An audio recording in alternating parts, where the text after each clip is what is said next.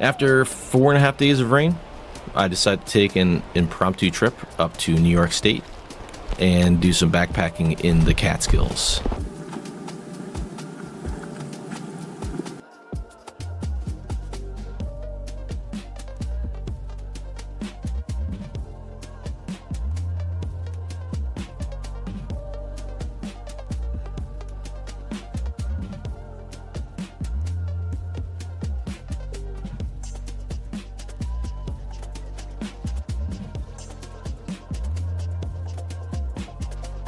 I've never had so many problems as I'm having today. My microphone stopped working, right? My GPS sent me a longer way to get here. Hit black ice on the way in. I almost broke a toe. Took longer to get here than I thought.